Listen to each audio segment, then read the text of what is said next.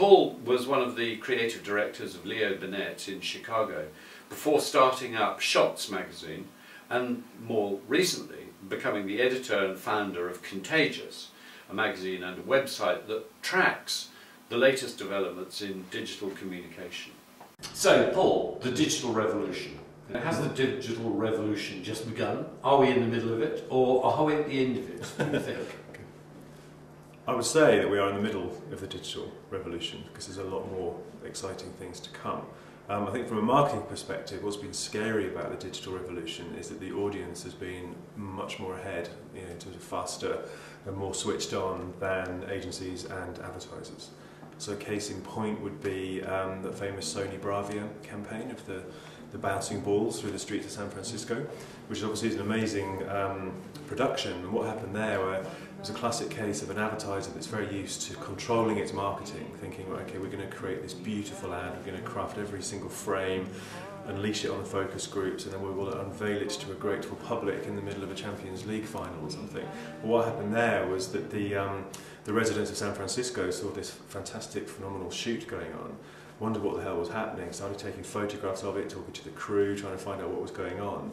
And within hours of this thing happening, there's all these hundreds and hundreds of photographs on Flickr, the photo sharing site. People are talking about it, blogging about it, and this ad became a sort of pop cultural phenomenon before it had even hit the cutting room floor.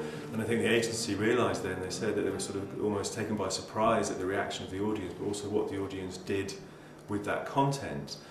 So that people felt very familiar with the ad before it had even aired, and it became very much part, as I say, that as a pop culture.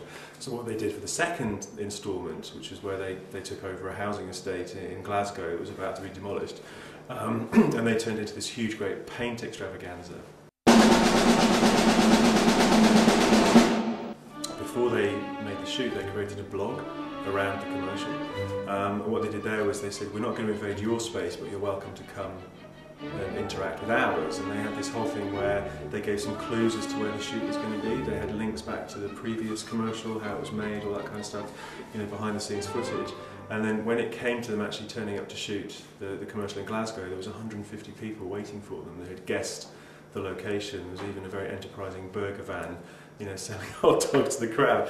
But they just realised that they got to be much more participatory in what they do.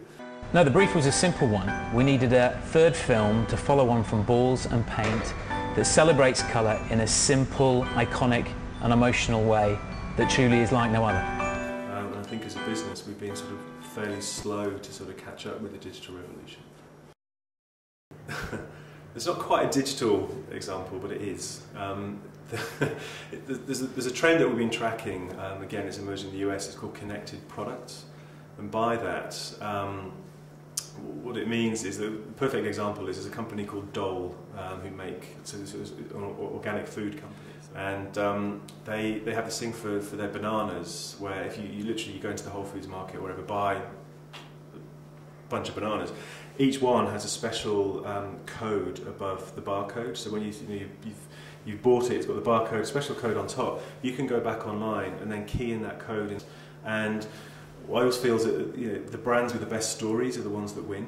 And what's happened here with Dole is that through this unique code, you can actually find out where that bunch of bananas was grown, the family that grew it, the community that they live in, and it tells a whole story behind this banana as to what Dole is doing to invest in that community, what their investment means, what the family kind of get from being in trade with Dole and so on. And what the interesting thing about it is that it's created a social network. So you've got all these people going online just to sort of see the story behind the products that they're buying and finding out that it's fair trade and how much it's actually enriching the community, what the brand is doing to invest in that community. So what's happened is it's created a social network where people can talk to each other. So you're getting banana lovers in Wisconsin are suddenly connecting with like-minded people in San Francisco, and friendships are forming and so on, and the brand is facilitating a conversation.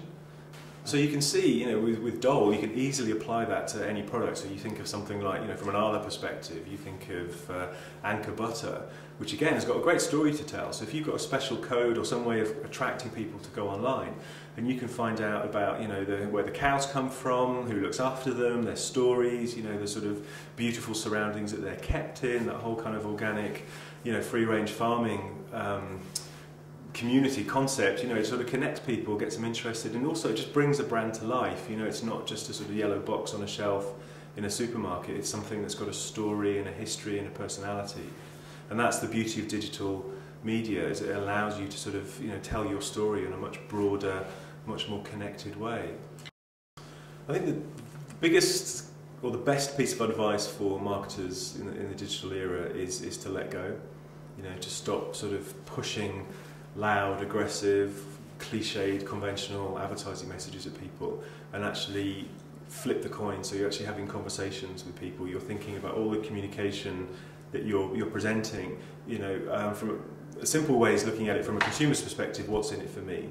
It sort of harks back to this quote from A.G. Lafley, who's the chief exec of Procter & Gamble, who said that from 2007 onwards, marketers just have to let go. In his words, we have to let go. You've got to let the people who buy your brands sort of help you define those brands and how they speak and communicate with people. It's an incredibly exciting time to be creating and building brands. I think we have a greater opportunity to move beyond transactions to relationships than ever before. And capturing this opportunity requires that we form higher quality relationships that are more collaborative and more giving. The more we think about relationships and the more we get experience with relationships with different consumers and different brands in different businesses around the world, the more we're beginning to understand we have to continually reinvent the way we create and build brands, and to begin to let go. We have to strike the right balance between being in touch and being in control. Now, the irony of this is the more in control we are, the more out of touch we become.